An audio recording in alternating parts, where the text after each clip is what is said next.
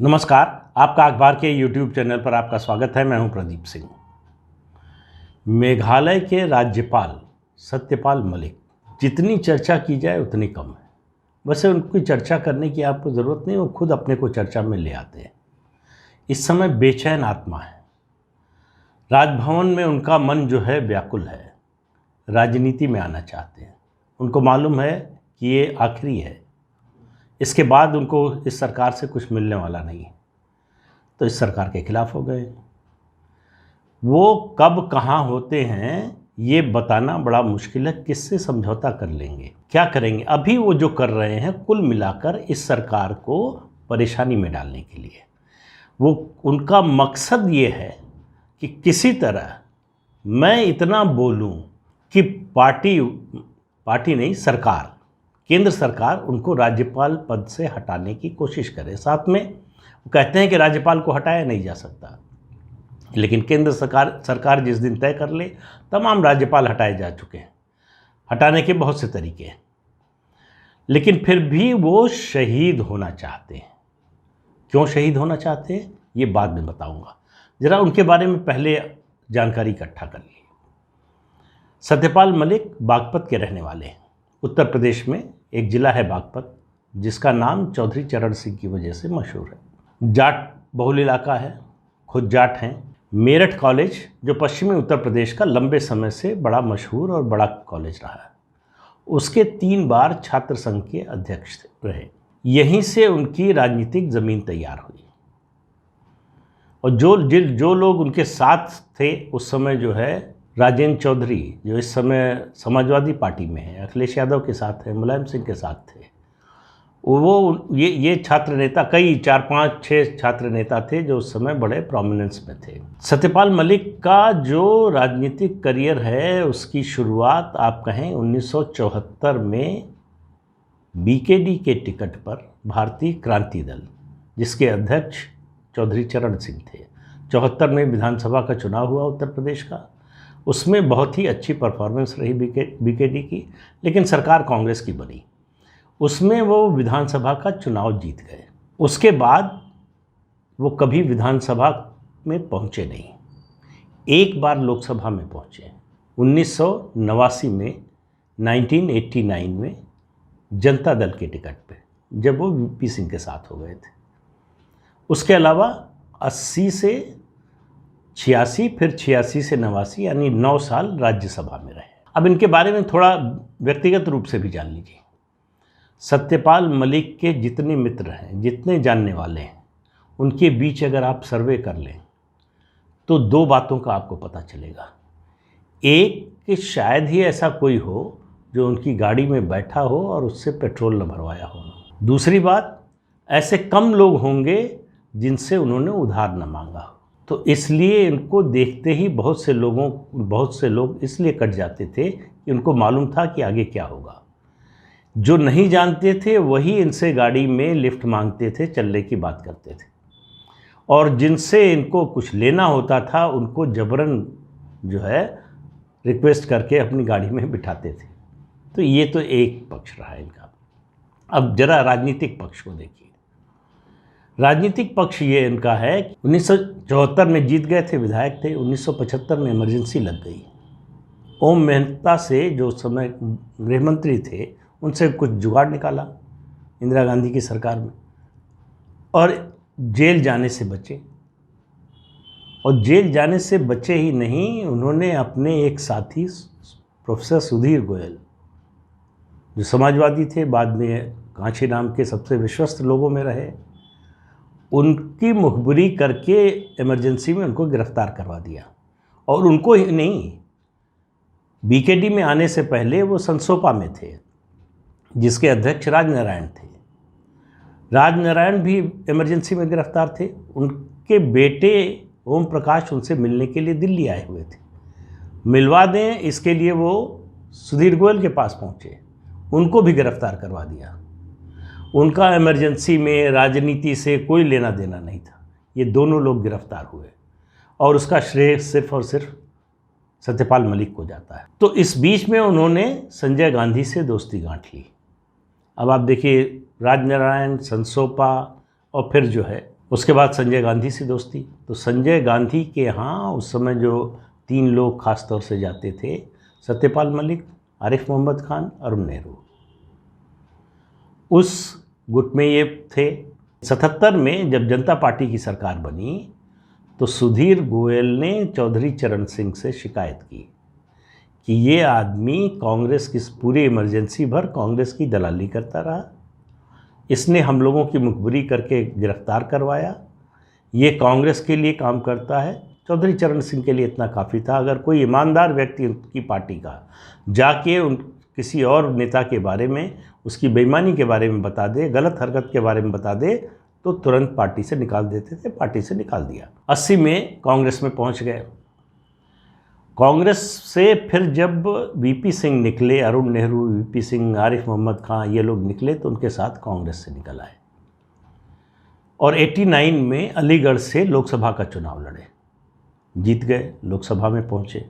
राजीव गांधी की सरकार में शायद राज्य मंत्री भी रहे हैं, मुझे ठीक से याद नहीं है, लेकिन किसी ने मुझे बताया कि वो राज्य मंत्री भी थे।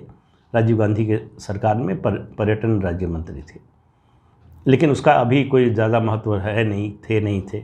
89 के बाद फिर जब जनता दल का विघटन हुआ, जनता दल में बिखराव हुआ, उस बीच में शायद बताते हैं कि ये कुछ समय के लिए बहुजन समाज पार्टी में भी गए, पता नहीं गए कि नहीं गए।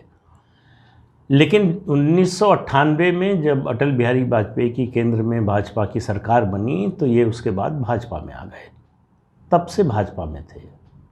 इस बीच में कुछ ज़्यादा उनको मिला नहीं, लेकिन चुपचाप पड़े रहे। उसके बाद 2017 में भारतीय जनता पार्टी को क्या सूझा, किसने सलाह दी, इनको गवर्नर बना दिया गया बिहार का गवर्नर बनाया गया। उसके बाद उससे भी बुरा काम ये हुआ कि इनको जम्मू कश्मीर का गवर्नर बनाया गया। कैसे बनाया गया? देखिए, ये लोग जो बाहर से आते हैं, भारतीय जनता पार्टी में कई उदाहरण हैं। सत्यपाल मलिक है, यशवंत सिन्हा भी हैं। यशवंत सिन्हा ने पकड़ा स्वदेशी जागरण मंच के लोगों को, इन्होंने पकड़ा राम माधव को। राम माधव जो जम्मू कश्मीर के इंचार्ज थे, नॉर्थ ईस्ट के इंचार्ज थे, राम माधव को पकड़ा। उनके जरिए जो है इन्होंने रास्ता बनाया। भारतीय जनता पार्टी में उस समय एक राय ये बनी थी कि जम्मू कश्मीर का गवर्नर एक कोई राजनीतिक व्यक्ति होना चाहिए। दूसरी बात, वो भारतीय जनता पार्टी का न हो तब ठीक है, क्योंकि भारतीय जनता पार्टी का व्यक्ति अगर वहाँ राजभवन में पहुँचेगा तो सबसे पहले उसके खिलाफ नकारात्मक एक भाव बन जाएगा, उसको कोई सहयोग मिलेगा नहीं। तो ये हुआ कि ये समाजवादी पृष्ठभूमि से हैं, कांग्रेस में भी रहे हैं, तो ये इस काम के लिए ये ठीक होंगे। जब उनको बनाया गया गवर्नर, तब भी जितनी है उनकी क्षमता, उससे बहुत ज़्यादा आंका गया। और जम्मू कश्मीर का जब विघटन हुआ, जब जम्मू कश्मीर को 2 हिस्सों में बांटा गया, जम्मू कश्मीर और लद्दाख, उसके बाद उसको यूनियन टेरिटरी बना दिया गया, तो फिर एलजी की नियुक्ति होनी थी, उनको वहाँ से हटाकर गोवा भेज दिया गया। गोवा में सरकार के खिलाफ लग गए। गोवा से अभी फिर मेघालय भेजा गया। वहाँ से रोज़ किसान आंदोलन को लेकर ये बयान देते रहते हैं। इनको ये समझ में आ गया है कि भारतीय जनता पार्टी के लोग इनकी हैसियत जान गए। जाट नेता होने का दावा करते हैं, ये दावा करते हैं कि किसान आंदोलन को वो चाहें तो हल कर सकते हैं। कोई किसान आंदोलन का कोई नेता, कोई जाट इनकी सुनने वाला नहीं है। भारतीय जनता पार्टी अब भी इनको ज़रूरत से ज़्यादा महत्व दे रही है। पहले भी आकलन गलत था उनकी ताकत का, अब भी इनके विद्रोह को लेकर जो आकलन है वो भी मुझे लगता है कि सही नहीं। तो सत्यपाल मलिक कभी अपने किसी दोस्त के नहीं हुए। ये एक तरह से एकला चलो वाले हैं जो हमेशा अपना स्वार्थ देखकर चलते हैं। इनके लिए राजनीति अपना स्वार्थ सिद्ध करने का एकमात्र रास्ता, एकमात्र साधन है जिससे बन जाए। अब आप इनकी राजनीतिक यात्रा देखिए, उसी से आपको समझ में आ जाएगा। संसोपा, बीकेडी, लोकदल, कांग्रेस पार्टी, जनता दल, फिर भारतीय जनता पार्टी, बीच में शायद बीएसपी भी रहे, मैंने जैसा कहा बीएसपी में भी रहे। तो कुल मिलाकर इनकी कोई विचारधारा नहीं है, इनका कोई राजनीतिक चरित्र नहीं है, इनकी कोई राजनीतिक इनकी स्टैंडिंग नहीं है, इनका कोई जनाधार नहीं है। 74 में चौधरी चरण सिंह की हवा में पश्चिमी उत्तर प्रदेश की जीते, 1989 में अलीगढ़ से जीते वीपी सिंह की हवा में, जनता दल की हवा थी। बीजेपी और जनता दल का सीटों का गठबंधन था, उसका फ़ायदा मिला। उसके बाद से कभी लोकसभा या विधानसभा का मुँह नहीं देखा इन्होंने। बीजेपी ने भेजा नहीं राज्यसभा, तो इसलिए राज्यसभा नहीं पहुँचे। गवर्नर बना दिया तो इनको लगा कि मेरी हैसियत बहुत, ख़ास तौर से जम्मू कश्मीर का जब गवर्नर बना दिया गया तो इनको लगा कि मैं सब कुछ हल कर सकता हूँ। वहाँ जम्मू कश्मीर में इन्होंने इतनी गंदगी मचाई कि वैसे भी सरकार को हटाना पड़ता, अगर 370 ना हटती, 35 ना हटता, राज्य का पुनर्गठन न होता, तब भी हटाने की नौबत थी। बहुत सारे आरोप लगे इनके। तो वहाँ मेघालय से उन्होंने पलटकर जो है आरोप लगाया महबूबा मुफ्ती पर और राम माधव पर। राम माधव ने और महबूबा मुफ्ती दोनों ने धमकी दी तो पीछे हट गए। अभी वो सिर्फ अपने संवैधानिक पद की जो सुरक्षा उनको मिली हुई है उसका फ़ायदा उठा रहे हैं। मेघालय से जब भी आते हैं उत्तर प्रदेश, पश्चिमी उत्तर प्रदेश जाते हैं और वहाँ सिर्फ और सिर्फ राजनीति करते हैं, और राजनीति भी केंद्र सरकार के खिलाफ, बीजेपी के खिलाफ। इनको कोई वोट नहीं देगा, ये सत्ता में लौट कर नहीं आएंगे, किसानों के साथ ऐसा कर दिया, प्रधानमंत्री 6 लोगों की मौत पर शोक संदेश देते हैं, किसान इतने मर गए कुछ नहीं बोले। ये सब कुछ वो बोलते हैं जो विपक्ष के लोग बोलते हैं, और ये बीजेपी के नियुक्त किए हुए गवर्नर हैं। तो अब सवाल ये है कि ये क्यों करते हैं ऐसा, या क्यों कर रहे हैं ऐसा इस समय। इनको पता है कि अब कुछ नहीं मिलने वाला, खासतौर से बीजेपी से तो नहीं मिलने वाला। तो इनको लग रहा है कि ये किसान आंदोलन का जो माहौल है उसमें अगर ये किसान नेता समर्थन उनका कर दें तो वो पश्चिमी उत्तर प्रदेश से एक बार फिर लोकसभा पहुंच सकते हैं। तो वो जो राजनीतिक ज़मीन है वो तलाशने की कोशिश कर रहे हैं। उनको लगता है कि शायद जयंत चौधरी उनको टिकट दे दे या फिर अखिलेश यादव टिकट दे दे। पश्चिमी उत्तर प्रदेश के जो नेता हैं किसी भी पार्टी के, वो चाहे राष्ट्रीय लोकदल के हो, समाजवादी पार्टी के, बहुजन समाज पार्टी के, बीजेपी के, कांग्रेस के, सब लोग सत्यपाल मलिक की असलियत जानते हैं। इसलिए कोई कुछ इनको देने वाला नहीं है, कुछ करने वाला नहीं है, लेकिन वो ऐसे मानने वाले भी नहीं। वो आपको अपनी गाड़ी में बिठाकर अगर आप ही से पेट्रोल भरवा सकते हैं तो आप समझ लीजिए कि उनकी जो है वो लोगों का दोहन करने की क्षमता कितनी है, और उनको अपनी इस क्षमता पर पूरा भरोसा है। भारतीय जनता पार्टी जैसी कैडर बेस्ड पार्टी में, अनुशासन वाली पार्टी में, जहां संघ की बैकग्राउंड से आने वाले ज़्यादातर लोग हैं, वहां पहुंच जाना और पहुंचकर एक संवैधानिक पद पर पहुंच जाना, फिर जम्मू कश्मीर जैसे इतने राष्ट्रीय सुरक्षा की दृष्टि से महत्वपूर्ण राज्य का गवर्नर बन जाना, ये कोई मामूली बात नहीं है। उनका कार्यकाल अक्टूबर 2022 तक का है, तो लगभग 1 साल से कम का समय बचा है।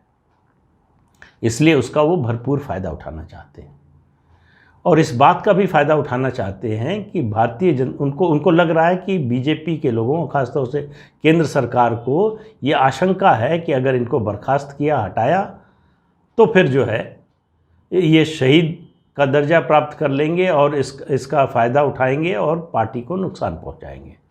मुझे लगता है कि पार्टी ज़रूरत से ज़्यादा इस बारे में सोच रही है, मतलब उनकी राजनीतिक हैसियत के बारे में। ये शहीद हो जाए ना हो, कोई असर नहीं होने वाला। ये कुछ दिन तक बोलने के अलावा और कुछ नहीं कर पाएंगे। जिस दिन आज लोग इसलिए सुन रहे हैं, आज इसलिए साथ दे रहे हैं कि वो एक प्रदेश के राज्यपाल हैं जहां बीजेपी ने इनको नियुक्त किया है, बीजेपी के खिलाफ बोल रहे हैं, तो बीजेपी का नियुक्त किया हुआ व्यक्ति, संवैधानिक पद पर बैठा हुआ व्यक्ति बीजेपी के खिलाफ बोल रहा है, तो लोग सुनेंगे। जिस दिन उस पद से हटेंगे, 10 आदमी इनका स्वागत करने या इनसे बात करने मिलने वाले नहीं होंगे, लेकिन मौके का फ़ायदा उठा रहे हैं। और मौके का फ़ायदा मुझे लगता है कि ये उत्तर प्रदेश विधानसभा चुनाव तक उठाते रहेंगे। उनको मालूम है कि इसी समय ये लोहा इसी समय गर्म है, जितनी चोट कर सकते हो कर लो। तो इसलिए आप लगातार आप देखिए, कोई गवर्नर इस तरह से राजनीतिक बातें नहीं करता जिस तरह से सत्यपाल मलिक कर रहे हैं।